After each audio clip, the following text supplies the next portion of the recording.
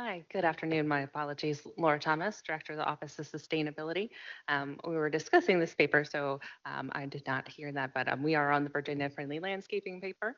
That is correct. So to explain, Could you please speak more into the mic? yes, Thank- absolutely. Is that better? Great, thank you very much. So we're excited to have this piece of legislation before you all. This paper is to establish and update the code to expand on the definitions around Virginia friendly landscaping and what that entails.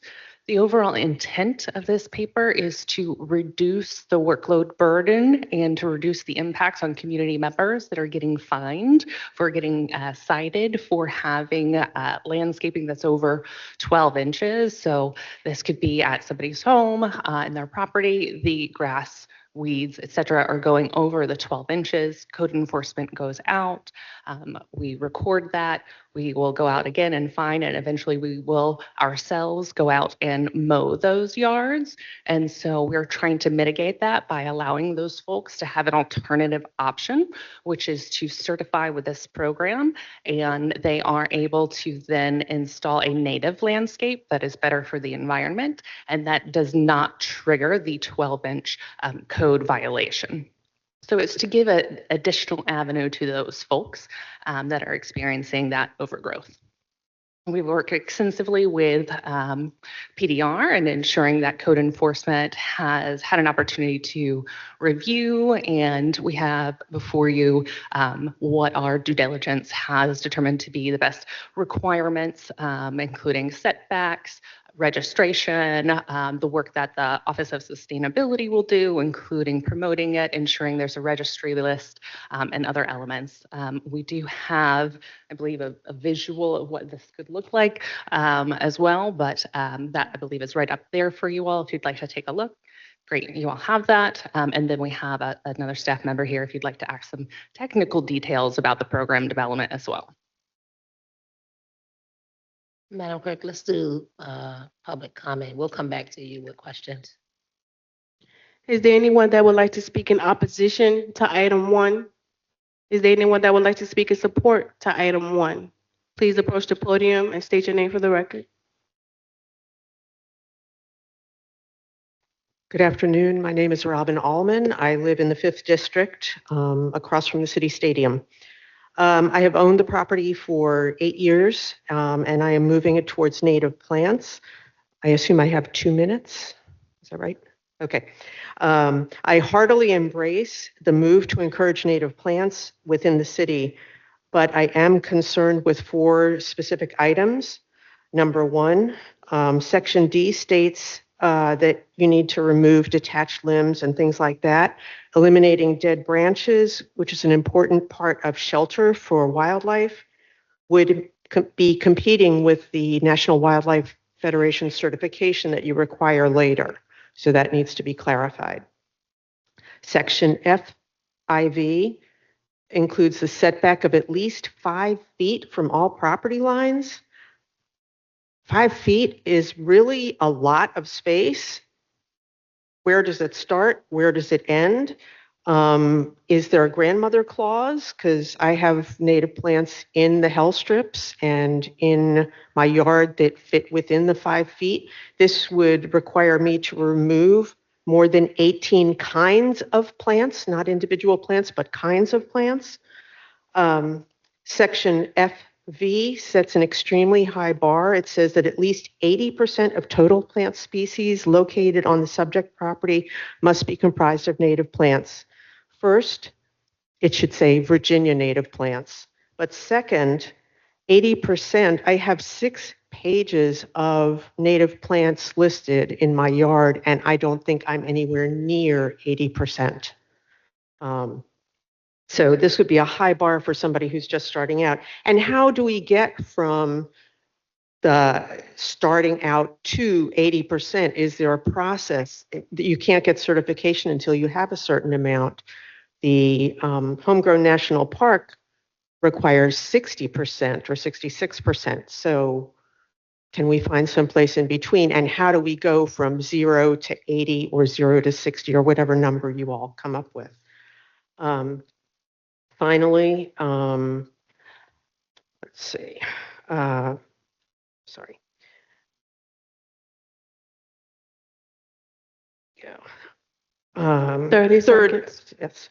The certification for the National Wildlife Federation, or NWF, requires $25 fee as a bare minimum. The signage can actually cost a lot more, and I think that is a barrier for people who wish to plant native plants but can't afford to do that. So is there a fund set aside for those people who want to participate but cannot afford to? Finally, I believe there is a reference to no mow may. Although it alliterates, it's great in Britain where the That average. is time.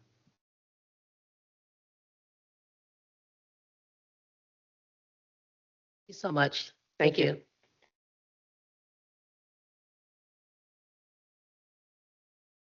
Madam Is it- Clerk, do we have any other here for public comment or online?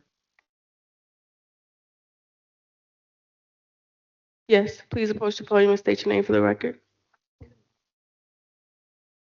My name is Lee Burleson, and I want to echo what Robin said almost every point by point. And, I looked up the cost to become a member of the Wildlife Federation and have a certification and a sign in your yard. It's $90 altogether to do that. So that's quite a bit. And also with the branches and removal of dead branches, that is part of the requirement for habitat for this certification. So those the two things are in opposition. Um, Also, what she said about Virginia native plants, the authority on that is the Digital Atlas of Native Plants of Virginia. It shows county by county what's considered native. And I think that that would be a good place to start. The Homegrown National Park says that any help, even one native plant in your yard, is a big help to wildlife. And the idea is if everybody does a little bit, it'll string together and become one big park. That's the whole concept of this. So, and also, how could anybody start unless you do a full installation of native plants all at once? And who could afford that? Good Lord. I mean, and I'm fully support this. I just think we need to tweak the language a little bit. So, I think that also the strip, the Hell Strip as it's known, if we just could keep the height of the plants at a minimum, maybe maximum of 2 feet, 12 inches, something like that, people would still be able to walk and get by and get to their cars and everything. Something has got to be there. It could be dust or, whatever. But I think it would be an improvement to have some ground covers there that are steppable. So mainly, I just want to copy everything she said. It was perfect. But also, I want to add one other thing. I'm a commercial real estate agent, and I would love to see some maybe incentivized way to get some of the commercial installations, which are installations all at once and from scratch, to include a percentage of native plants. There's a list of plants that's on there. If there's some way to incentivize them cost-wise to put in native plants, that would be a big help. There's a lot of new construction going on, and these have a large amount of plantings. The area that's considered green area could be used for that purpose as well. So that's just another thought. Thank So you. Thank you for letting me share.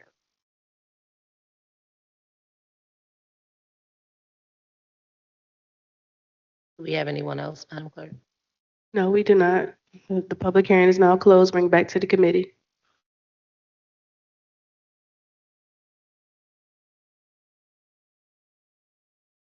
Yes, I do. I have a question for the patrons about the 5-foot setback and what the goal is of that. Hi, good afternoon. I'm Tara Worden with the Office of Sustainability. The 5-foot setbacks came through conversation with code enforcement. Michelle Coward is the deputy director there. We spoke yesterday about this because we knew it was obviously a concern of the citizens. There's reasonable pushback, and I think that that's a flexible standard that we can address through some ordinance amendments or edits rather. And what about the 80% threshold? What was the thinking behind that requirement? That's consistent with what's in our sustainable design standards and within DPU's planting of native standards. So we wanted to just keep consistent with what's already city policy. Right. I mean, my comment is that it sounds like this needs a little more workshopping to go through these, but interested if anyone else has any thoughts before we do that. Sounds like it doesn't. Would you like, I mean, fine, I make a vote. No? All right.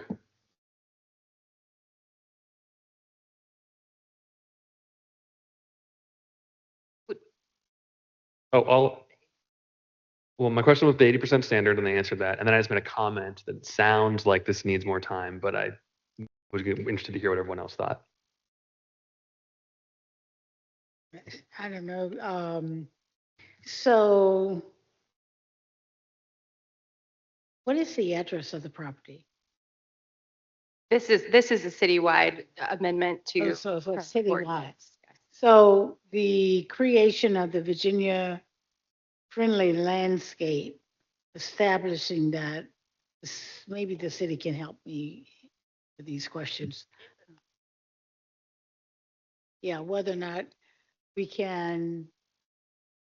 have a process by which we define what certification are required for creating this Virginia Friendly Landscape.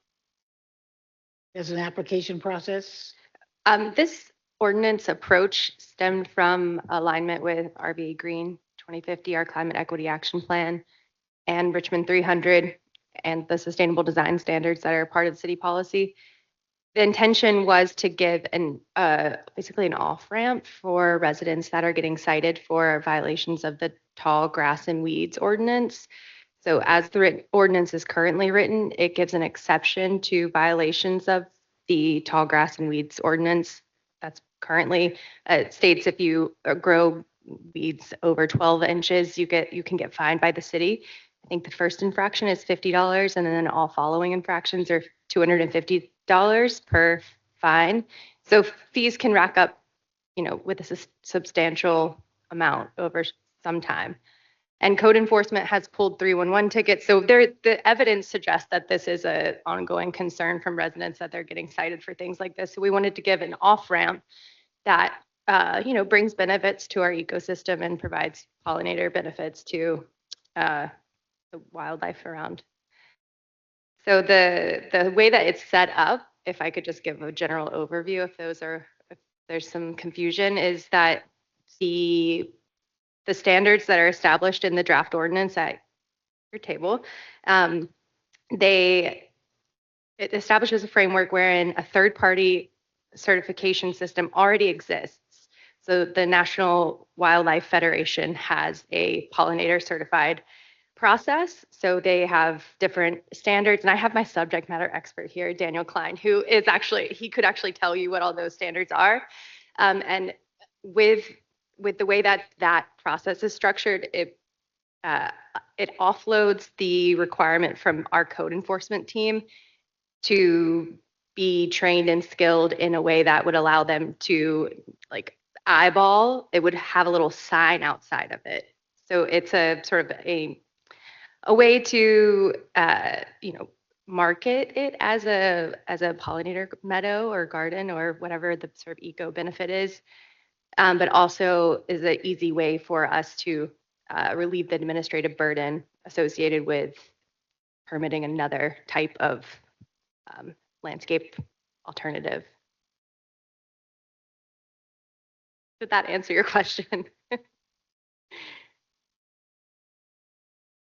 Okay, so the application process to get your property known as a Virginia Friendly Landscape, who manages those applications?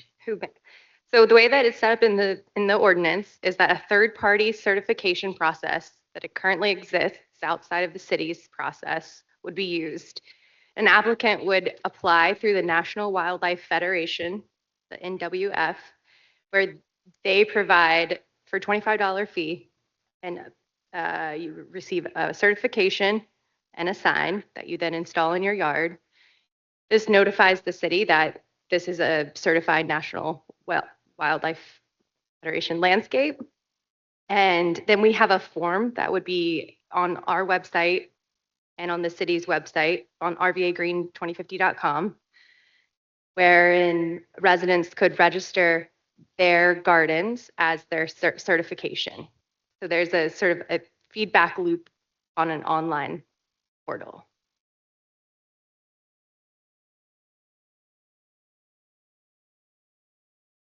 Is this ordinance, the ordinance too, I mean, some of the more important things we try to get an ordinance for, we have to do a resolution, but this is an ordinance, I guess, for reasons that the attorneys have validated. Um,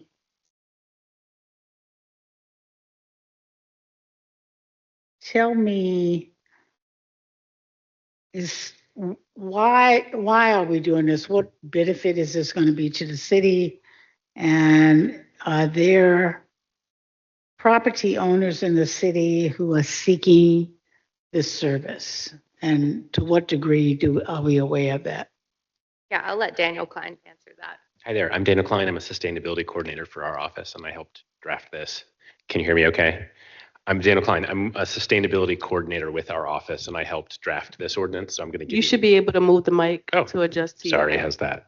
Okay, so to answer your first question, it's a 3-step process. The first is to plan and plant a pollinator garden in your yard. The second step is to apply through the National Wildlife Federation's website. They have a program where they'll certify your yard. And the third step is to fill out a form so the city knows that your yard is certified. So it's only 3 steps, and that was sort of so that we don't have to develop our own certification. We can go through this national organization. It's a $25 fee to do it one time. It includes a number of provisions like what are called cues to care. Essentially what that means is it communicates to your neighbors, this is intentional. It's not just weeds, it's an intentionally planted garden. And to answer your question about the community's demand or request for this, a couple of years ago, we became a Bee City USA. It was an ordinance that was, it was a resolution that was adopted to increase habitat and support biodiversity for pollinators. So this is a way that we can help homeowners or business owners do this in their yard. One of the benefits, we're currently in a drought. Native landscapes need less irrigation and they need less maintenance. So ideally, it's less maintenance for a homeowner. They don't have to mow as often, pay for gas. They don't have to irrigate with sprinklers. So ideally, it's an easier process for homeowners who don't want to have to manage an entire yard. So we try to keep the process simple, 3 steps on our website. And this aligns the code with what's in Richmond 300, which calls for better support of pollinators and biodiversity, as well as RVA Green 2050, our climate action plan, and the sustainable design standards, which applies to city projects. But this idea of 80% natives came from that, as well as from the RVA H2O plan, the clean water plan, also calls for 80%. Those are fairly negotiable. So if that seems like a high bar, 70%, or if Doug Tallamy says 60%, 60% is great. And that 5-foot buffer, that also is negotiable. Code Okay, enforcement. so my question really is more specifically in regards to what city staff is going to be involved in this entire process, monitoring it, whatever is necessary. What's the cost to the city as it relates to putting this in place? How is it going to be managed internally? Sure. So any homeowner who fills out that form to let us know, code enforcement will have access to that. So they'll see all the addresses that come in for anybody who registers their address. That way, if code enforcement gets a tall grass complaint, they can check the database and see if that homeowner is actually part of this program so that they're actually exempt. It should, hopefully, be more cost efficient for code enforcement because they will have fewer homes to go check on. Sometimes the people get called out, but they're actually trying to do the right thing by having native plants. So this is a way for them to kind of bring them into compliance in a way. So ideally, it saves taxpayer dollars by being more cost efficient for code enforcement. Okay, so code enforcement, who does code enforcement for the city?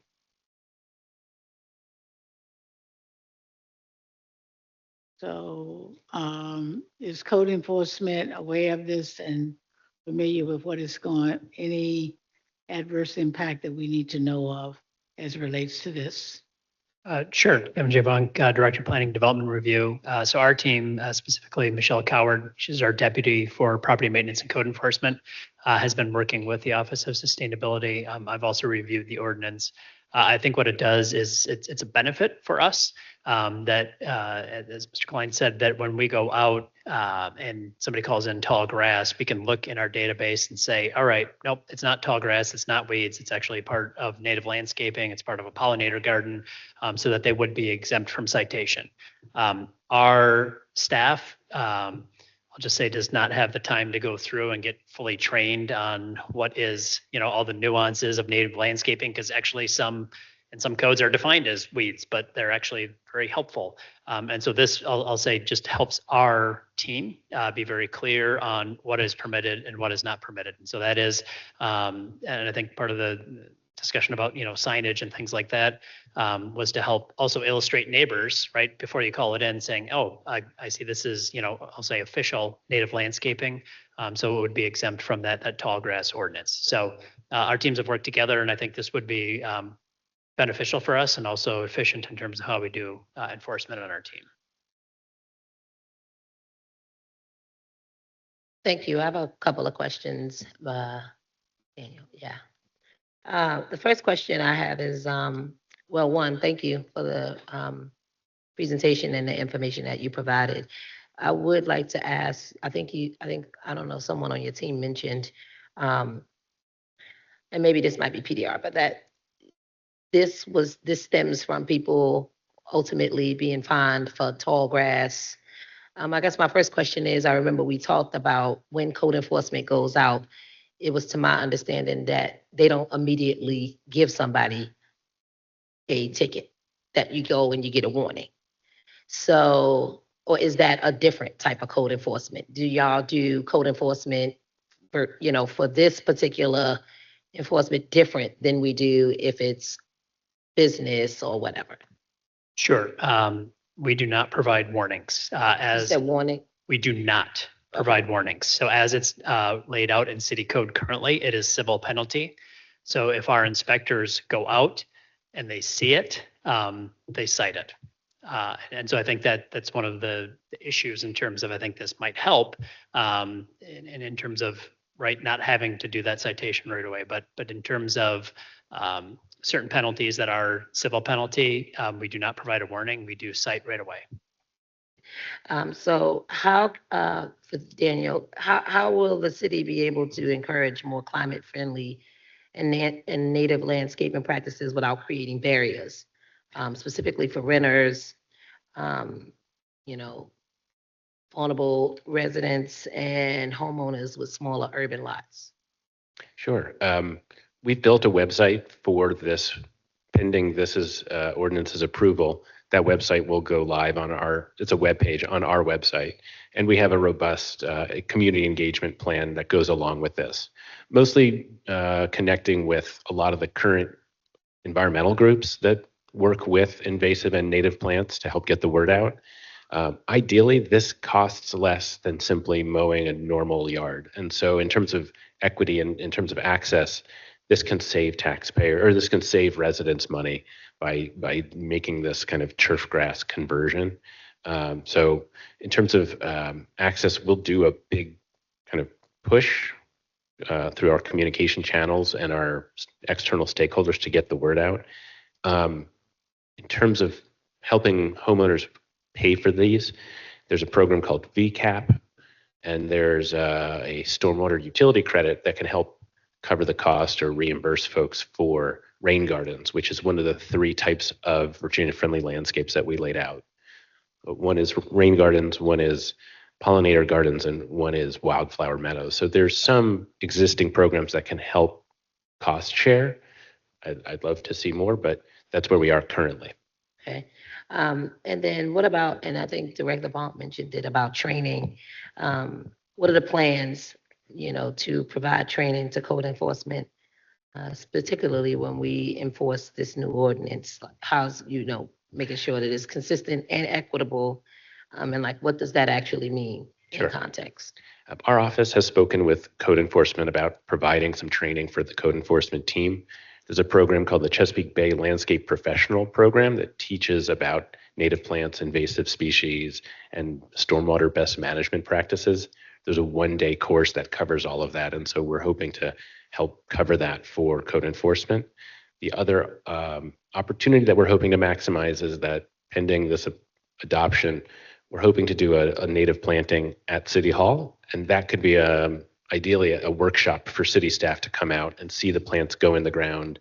They'll have labels so they can watch them grow in and get a really good sense of these plants as they walk into work in the morning. So hopefully that will be a good training exercise as well. Thank you. And in terms of, since this is a citywide initiative, do we have data on the areas within the city that you have found are, have been cited the most with tall grass, et cetera? What areas in the city?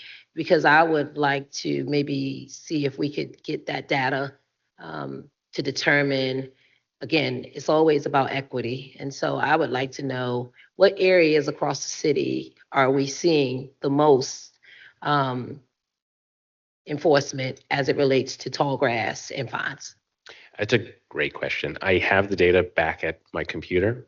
I can follow up with you all after this and provide a map that shows where these are occurring most. And then my last question is, when we talk about code enforcement, I know for planning, so this is directed to Director Bonk. Is this, I understand that it's going to cut down, but as the process is being I think sometimes we have these new things that come forward and then when it's time for execution. So we've consistently heard that there's not enough staff to do code enforcement. And I know that I think in the budget process, you all received maybe 2 new planners or something to that effect. But how are you basically looking to manage another program that is basically aligning with the team when you're already stretched? Sure. I think in terms of, I don't see this necessarily as a new program. It's just looking at how we're interpreting the current ordinance. And so we will still get calls, right, for complaints of tall grass. This just gives us another tool to look at when we go out and do those particular inspections. So it doesn't change anything in terms of a burden for, right, having to do things proactively or adding staff to do it. It's just looking at when we do go out and interpret the rules, there will be a section of code that we are able to look at to say whether something is exempt or not. I'll say the cost, and this was talked through with sustainability, would be some staff time in terms of the training that would be needed. But I would say that would be, mostly a one-time thing, maybe a little ongoing, but a small nominal amount that should not make a difference in terms of workload. All right, thank you. Thank you. We'll be looking for that data. You, Mr. Klein, we'll be looking for the data. Oh, yes, ma'am. I'll get that to you.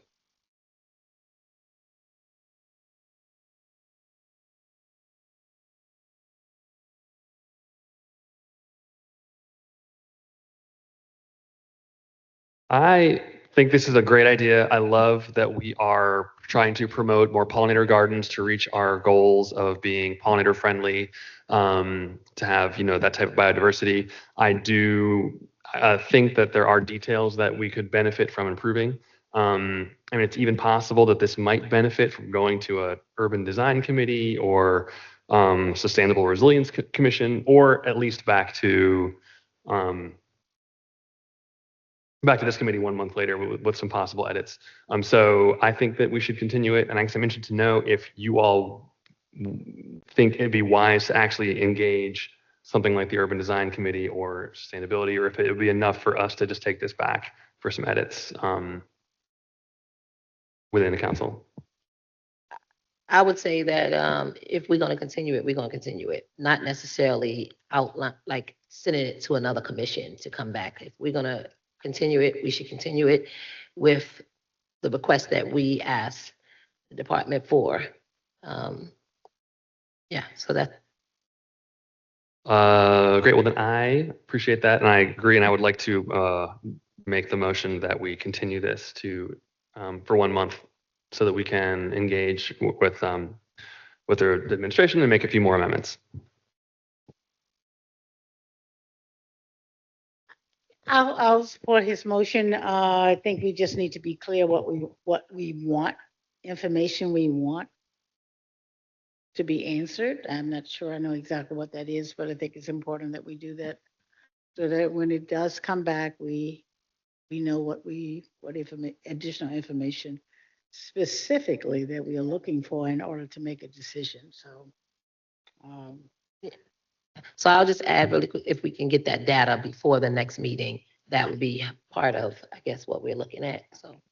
so second the motion to continue to the next meeting.